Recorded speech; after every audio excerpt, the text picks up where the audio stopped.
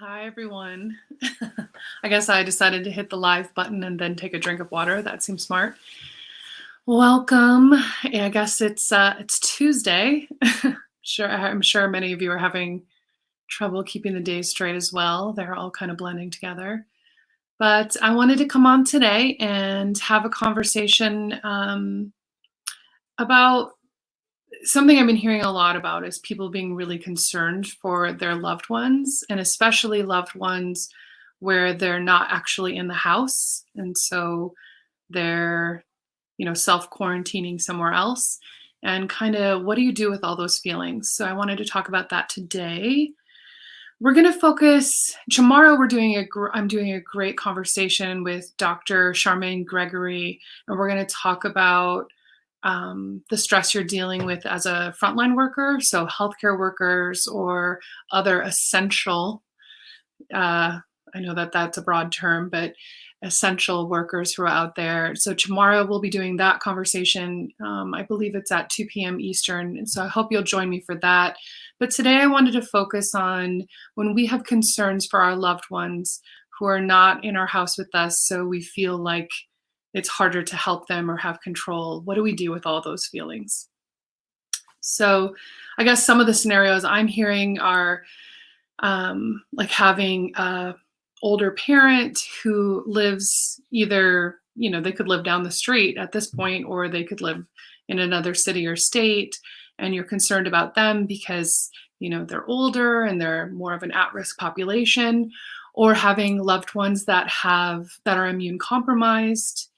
Or I'm hearing a lot from parents who have children that work in the healthcare industry, and just kind of that hopeless feeling that a lot of people are feeling. There's already this collective anxiety and stress about this, but then when you specifically know somebody and you know that they're having to put themselves more at risk, I think it's even harder to deal with. And so that's why I thought it would be helpful to kind of talk about some of the strategies around how to manage that. So the first thing I'm going to suggest is I'm going to use the case of having an older parent who maybe it isn't, maybe it's your kid, but it's somebody who's not really complying with the self-quarantining, or you're concerned that they're putting themselves at risk in some way. Let's put it that way. And what do you do with that? My first suggestion is to talk to the person about your concerns. So the hard thing about life is we cannot make others do what we want them to do. We have no control over other people's behavior. But when we have our loved ones and they're doing something and we're concerned about it, we can still talk to them about how we're feeling. It doesn't mean they're going to do it, but sometimes they're more amenable than we think. I think the important thing is to be focused on what you're concerned about. So if you can explain to them, like, when you're doing this, this is what's happening and this is my concern. So, when you're going to the grocery store every single day instead of planning out for the week, every time you're putting yourself at risk. That's an example. And talking to them about that and why you're concerned. Because if they just feel, I've seen this a lot where people get kind of anxious or they don't want to have the difficult conversation. So they're just like, well, you need to stop doing that. You need to stop going XYZ. Well, my experience is most adults don't like to be told what to do. I think we're seeing a lot of that. So when you tell someone to do something like that, usually they're just either going to disregard you or they're going to become defensive. And then you're going to have this negative interaction when the whole intent was because you care about them and you're concerned about their health. And so really focusing on how you're feeling, what you're concerned about specifically, and having that conversation, I think, can go a long way. The other thing is you can request a change in behavior. You can ask them, like, make suggestions, like for example, that grocery store one of, could you maybe just go to the grocery store like once a week at minimum or at maximum? And that would it would make me feel better. It would make me feel like you're having less exposure because I understand you have to go. So again, you can do that. Doesn't mean they're going to agree to it, but you have a much better chance than just kind of lashing out or telling someone what to do. So that would be my suggestion.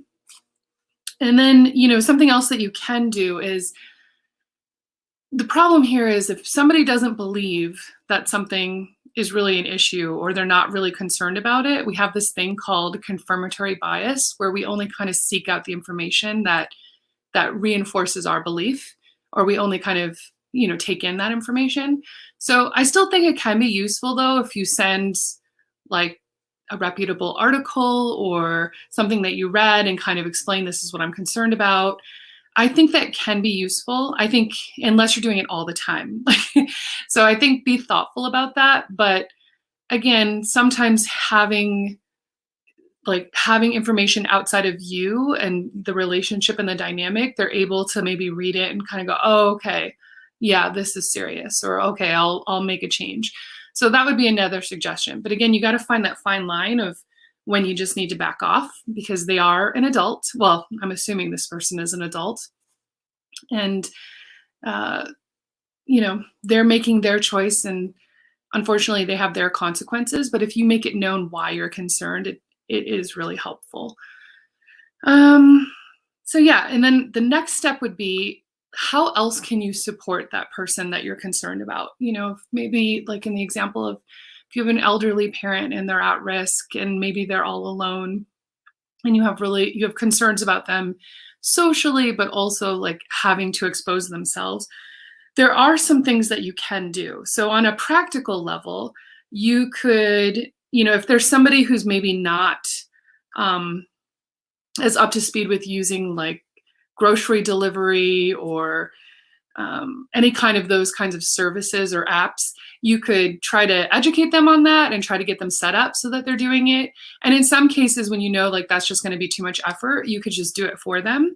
So you can always have groceries sent to, again, I'm going to use the example of a parent. So you can have the groceries sent to that person, or maybe you have, a child that works in healthcare and they're working all the time and you just want to do something nice. And so you organize the groceries.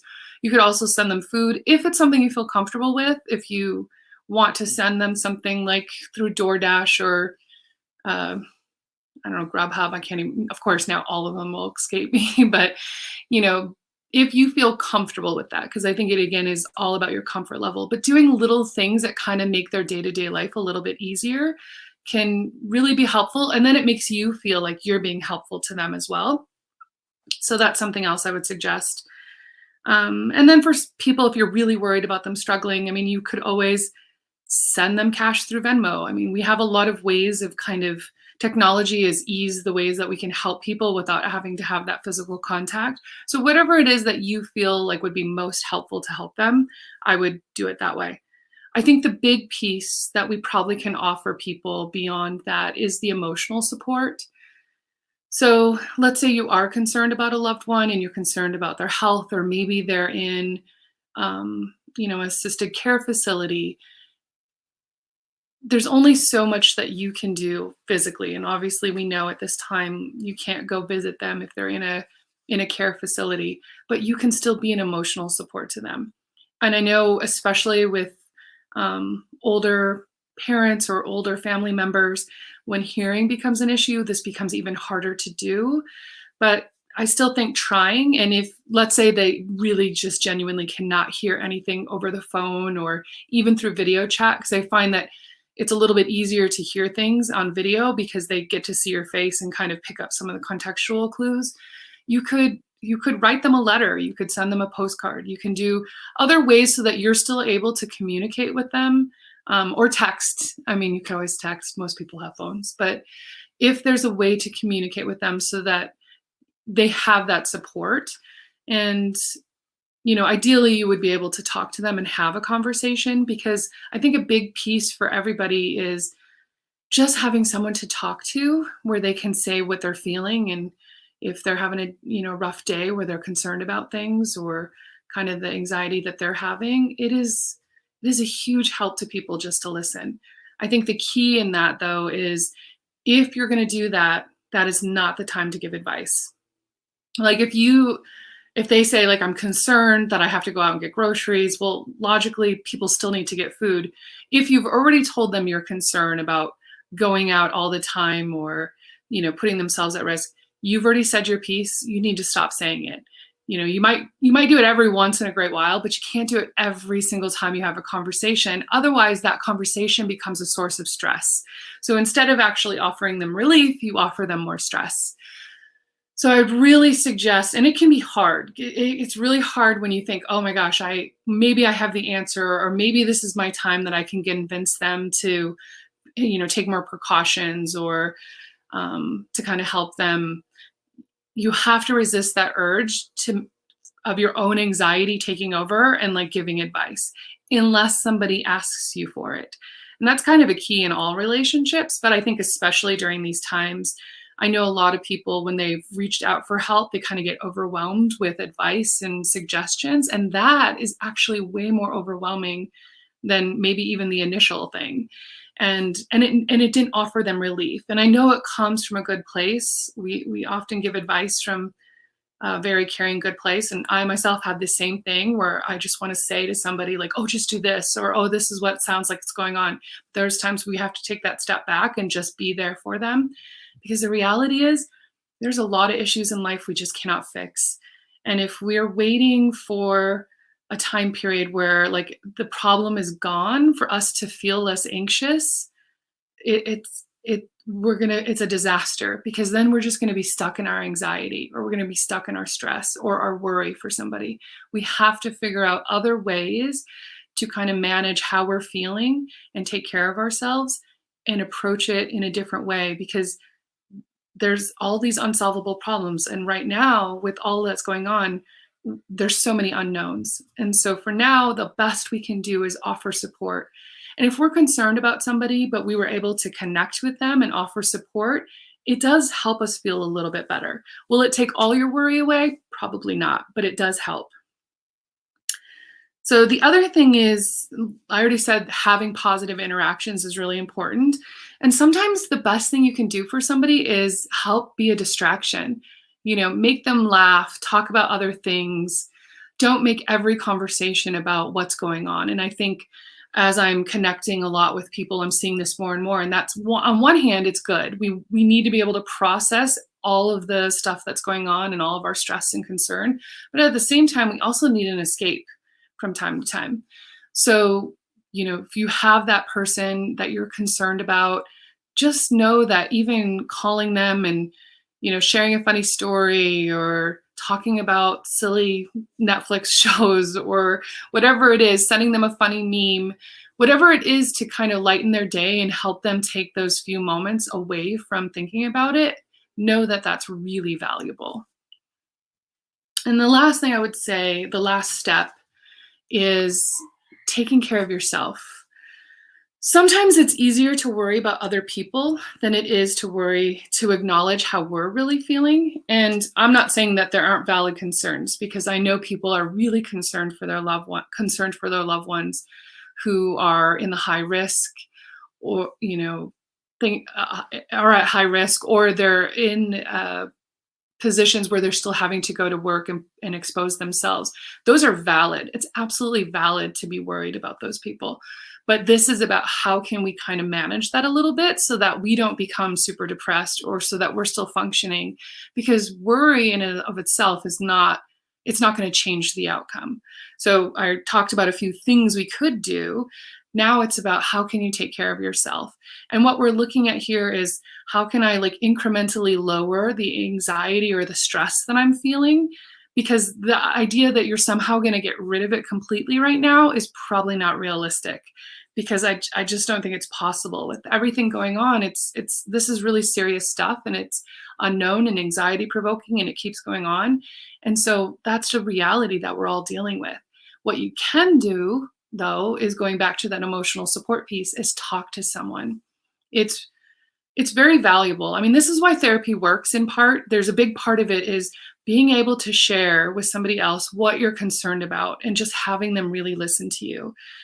And again, they probably can't offer you this magic solution that's going to take all of that away, because that's not realistic.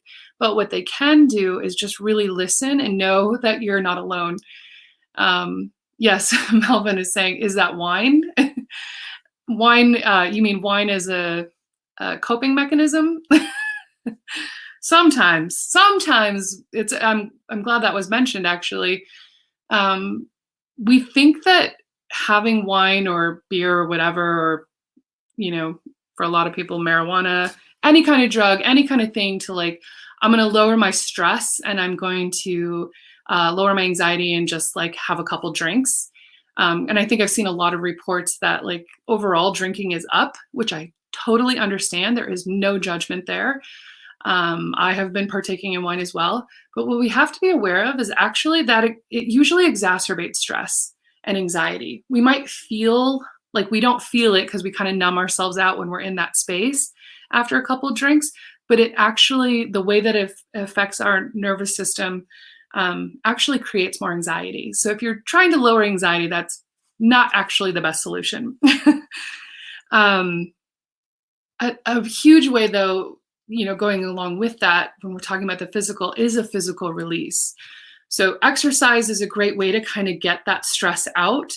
And I think for anybody who's exercised regularly, they can probably attest to, you feel better afterwards and you feel like this physical release, this like some of the heaviness. Does it make all of the realities of what's going on go away? Absolutely not. But it makes it feel more manageable and it makes you feel like, okay, maybe I can cope with this a little bit better. So exercise is a big one. Meditation. Again, there's tons of research to just support how effective meditation is in managing our stress and our concern. And I would consider worry as a form of stress, a form of anxiety and stress. And so anything that you can kind of do to manage that will definitely help. And then another thing is there's this technique called tapping, and maybe you've seen videos where people are doing different things and they're tapping. There's a lot of YouTube videos that give you instructions on that, or a lot of therapists or coaches are also well versed in it. And we definitely help people kind of develop that habit and routine. So that's another way. It really is a way of having a physical release because of how it works. There's a lot of science behind that. There's, techniques like EMDR, which is eye movement rapid desensitization, and it does the same thing. It's about how can we impact our body to release some of this stress and tension that's building up, because we can't change what the reality of what's going on is. But what we can do is help our body be in a better place to manage it and to not feel so overwhelmed by it. So hopefully that was helpful.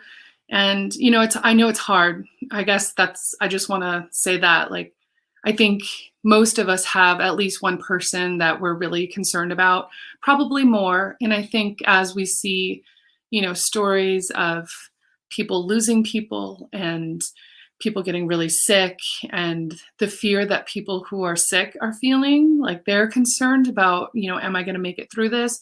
It's a lot to deal with. And we're trying to all support one another. And I just think it's really important to understand that it really does make a difference, connecting to each other, being a support, saying how you feel, but then sometimes being aware when it's your stuff and your anxiety and you're actually not helping the person by giving them that advice, I think goes a long way.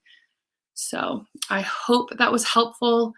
And if you do have somebody that you're concerned about who is a frontline worker, or you yourself are one, I hope you join me again tomorrow at 2:00 Eastern with Dr. Charmaine Gregory as we have a conversation about how to manage that. So thank you all for coming, and thank you, Melvin, for asking, giving some good thoughts there.